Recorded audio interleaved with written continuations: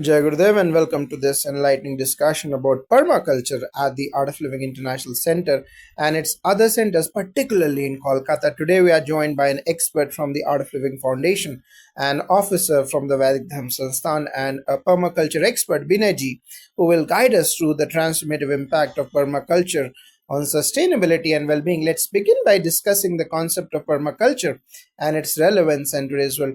Binayji, Jai Gurudev, could you start by explaining what permaculture is and how it aligns with the vision of the art of living? Jai Gurudev, yes, permaculture is a system of agricultural and social design principles that mimic the patterns and relationships found in nature. The term itself stands for permaculture or permanent agriculture or permanent culture. It focuses on creating sustainable ecosystems that can regenerate themselves, producing food and resources while maintaining balance with the environment.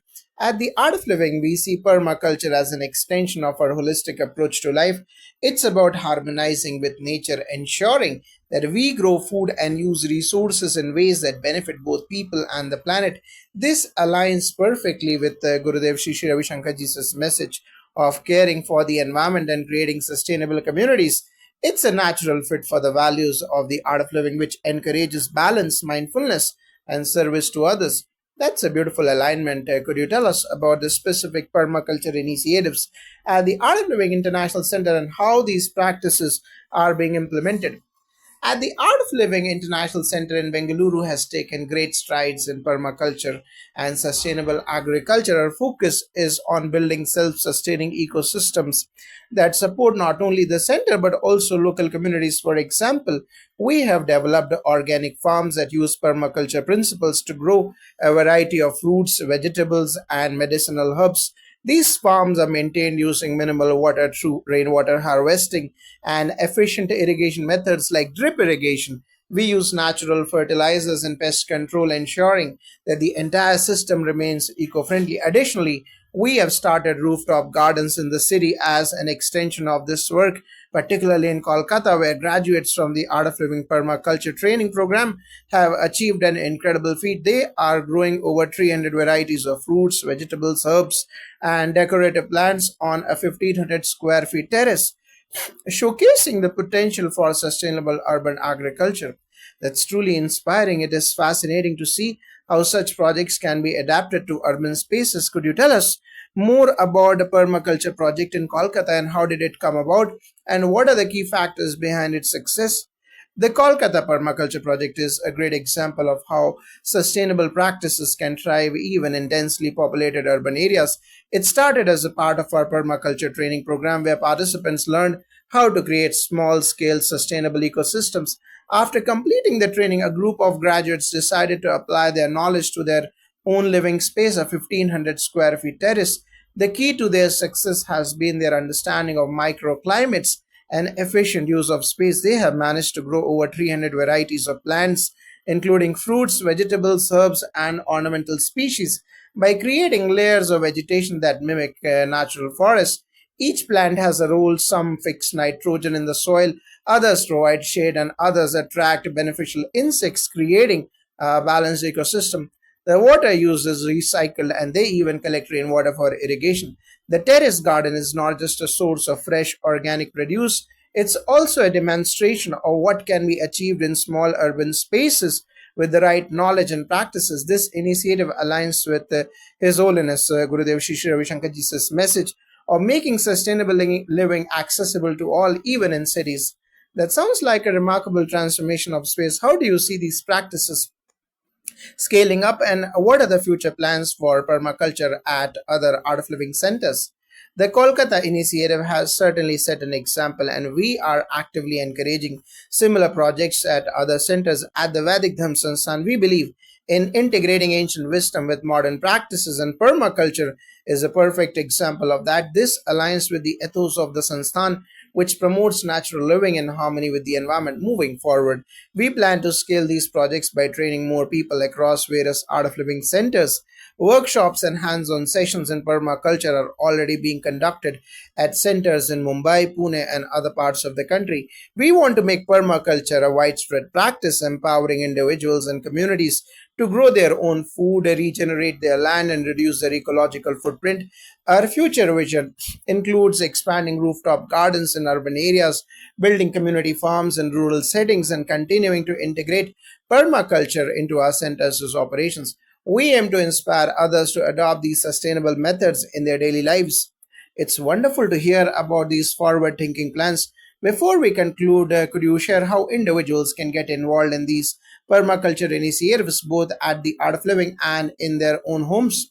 Absolutely. At the Art of Living, we offer regular permaculture workshops where anyone can learn the basics of sustainable agriculture. Whether they want to create a rooftop garden in the city or start a small farm, these workshops are open to all and they provide practical hands on experience.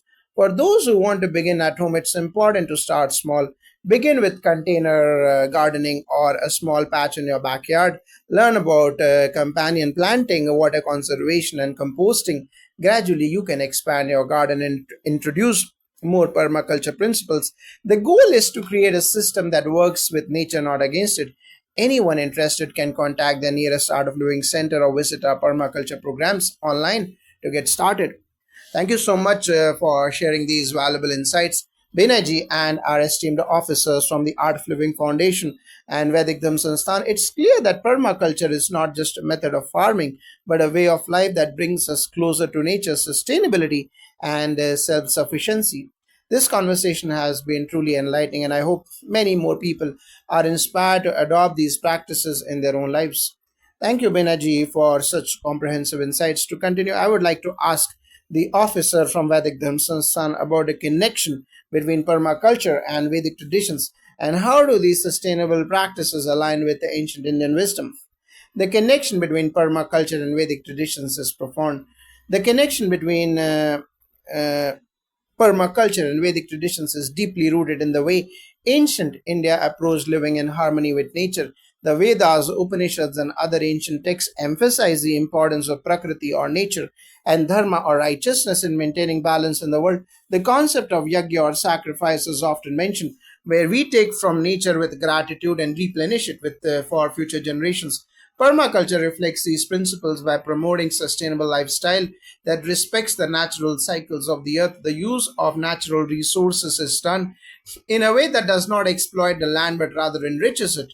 Just like the ancient practice of Agnihotra, which purifies the environment through sacred fire rituals, similarly, the emphasis on water conservation, growing organic food, and using natural fertilizers has its roots in the farming methods described in Vedic scriptures. For example, in ancient India, traditional farming practices involved mixed cropping, crop rotation, and natural pest management, which are also key components of permaculture today. The reverence for nature found in Vedic hymns and rituals aligns perfectly with the goals of permaculture, making it a modern day application of timeless vision and wisdom.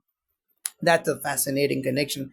Could you elaborate on how the Art of Living's permaculture initiatives are helping to preserve and revitalize these ancient practices in the modern context?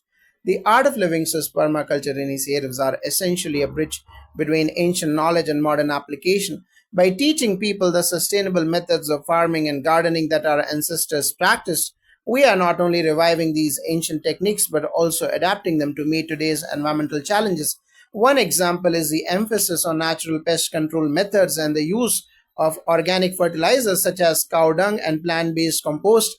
These practices were widely used in Vedic times and are now being reintroduced in a scientific and practical way through permaculture. At our centers, we ensure that permaculture trainees are aware of these ancient traditions and understand the importance of living in alignment with nature's rhythms as guided by the Vedas.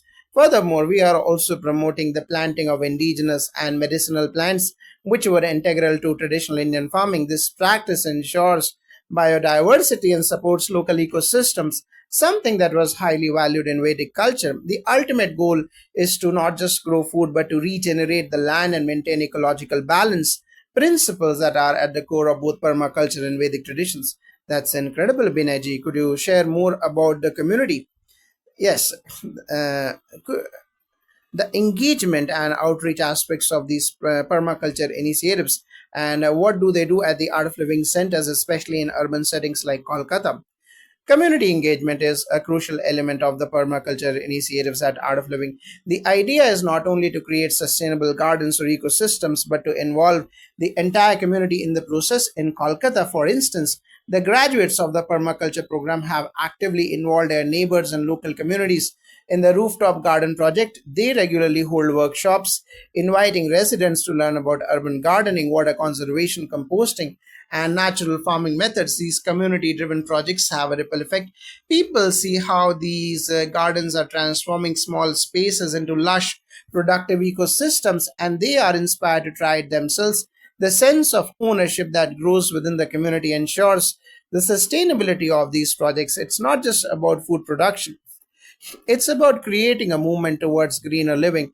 The rooftop garden in Kolkata has become a model for urban households, showing that even in a city you can live sustainably and grow your own food. At the larger centers like Bengaluru, community outreach extends to local farmers as well. We invite them for training sessions on permaculture techniques that can improve yields without harming the land. This way, the knowledge spreads from urban spaces to rural areas, promoting sustainability on a much broader scale. That's a great initiative for involving the community. How does this interaction help address larger issues such as food security and urban sustainability? Addressing food security is one of the primary goals of our permaculture projects. In urban areas, people are often dependent on external sources for their food, and any disruption in supply chains can lead to insecurity. By teaching people how to grow their own fruits, vegetables, and herbs, even in small spaces like balconies or terraces, we empower them to be more self sufficient. This directly contributes to improving food security in cities. Urban sustainability is another important aspect. When people start growing their own food, they reduce their reliance on commercial agriculture, which is often associated with the use of chemical fertilizers, pesticides, and water wastage. By promoting urban permaculture, we are also addressing issues of waste management as composting organic waste becomes a part of the cycle. Water conservation techniques like rainwater harvesting and grey water recycling are also taught, which helps reduce the environmental impact in densely populated cities. Ultimately, it's about creating resilient urban ecosystems where people are connected to the food they grow and the environment they live in. This not only improves food security but also fosters a more sustainable way of life in cities. That's a wonderful way to build resilient communities. I would like to turn to the officer from the Vedic Dharma Sansthan now. What role do you see spirituality playing in permaculture and sustainability efforts, particularly within the Art of Living centers? Spirituality plays a central role in all of our efforts, including permaculture and sustainability projects. At the heart of Vedic philosophy is the belief that we are all part of a larger cosmic order and nature is not separate from us, but an extension of our being. By respecting and nurturing nature, we honor the divine that resides in all forms of life. In the context of permaculture, this spiritual understanding translates into a mindful approach to growing food and interacting with the environment. It's not just about producing crops, it's about cultivating a deep sense of gratitude and respect for the earth. When we grow food with this awareness, the process becomes a form of meditation, and the food itself carries higher pranic energy. At the Art of Living centers, we integrate spirituality into all of our sustainable practices, whether it's through chanting, meditation, or simple gratitude rituals before sowing seeds or harvesting crops. We ensure that these practices remain connected to the larger spiritual principles. This awareness helps deepen the connection between humans and nature, fostering a sense of responsibility to protect and preserve the environment. It's truly beautiful to see how spirituality intertwines with practical action in permaculture. Finally, what advice would you give to someone looking to start their own permaculture project, especially in an urban setting? My advice would be to start small and start where you are. You don't need a lot of land to begin a permaculture project. Even a small balcony or rooftop space can become a productive garden if you apply the right principles. Begin by observing your environment, understand how sunlight falls on your space, where water collects, and what plants thrive naturally in your area. Once you have this understanding, focus on creating a system that works with these natural patterns. Use companion planting to ensure that your plants support each other, and make sure to recycle resources, whether it's water, kitchen waste, or compost, or even repurposing containers for planting. The key is to create a self sustaining ecosystem that requires minimal input over time. Also, don't hesitate to seek help or join a community. The Art of Living's permaculture workshops are a great place to learn the basics and get hands on experience. You will be surprised at how quickly a small space can turn into a lush, productive garden that not only feeds you but also brings a sense of fulfillment and connection with nature. Thank you so much, Binayji, and our esteemed officer from Vedic Dharma Sansthan, for sharing your wisdom and experiences today. This conversation has illuminated the deep connection between nature, spirituality, and sustainability, and how permaculture is a powerful tool for fostering that connection. We hope more individuals and communities are inspired to take up these practices and contribute to a more sustainable and harmonious world. Jai Gurudev. Thank you, and it was a pleasure to share this journey, Jai Gurudev.